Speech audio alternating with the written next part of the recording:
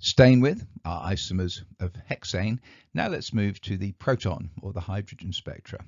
And the first thing we're going to do is we're going to look at all of these isomers. We're going to determine how many types of hydrogen there are, that is, how many peaks will there be in the low resolution hydrogen spectrum.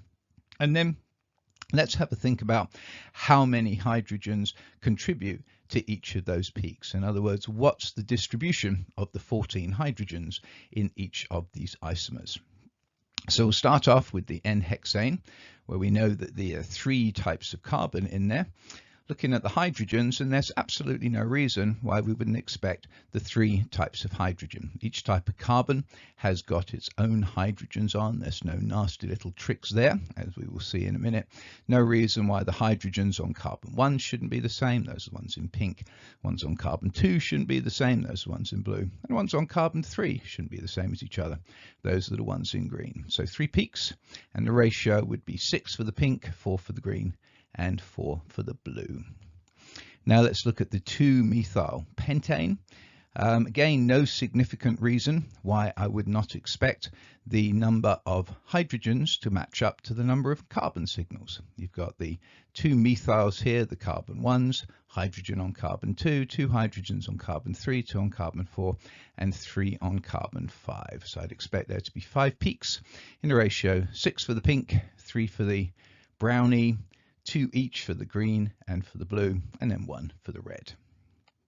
Same type of argument for the 3-methyl pentane. Okay, all of these carbons have got hydrogens on them, albeit carbon 3's only got 1, and there's no reason not to expect all of the hydrogen signals to match up to the different types of carbon signals. So 4 types of carbon, 4 types of hydrogen, in a ratio 6 for the pink, 4 for the green, 3 for the blue, and 1 for the red. Okay, so thus far we got 3, 5, 4 in our proton NMR. Looking at these last 2, and this one here, the 2,2-dimethyl butane, is the first time we're going to see a little split between the number of peaks in the carbon and the number of peaks in the hydrogen, because carbon 2, while it's a definitive type of carbon, doesn't have any hydrogens on it. So drawing them out, absolutely no reason why the carbon 1 protons shouldn't all be the same. Carbon 3 would be the same as each other. Carbon 4 would be the same as each other. So I would expect there to be 3 peaks in the ratio of 9 to 3 to 2, right? 9 pinkies, 3 blues, and 2 greens. Finally, the 2,3-dimethyl butane, 2 types of carbon. Absolutely no reason why there wouldn't be 2 types of hydrogen as well.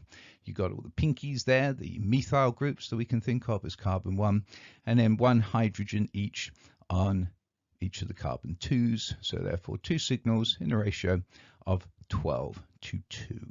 Okay, so we've got a 5, we've got 1 4, we got 2 3s, although very distinct different ratios, and then the 2 peak one finishing it off.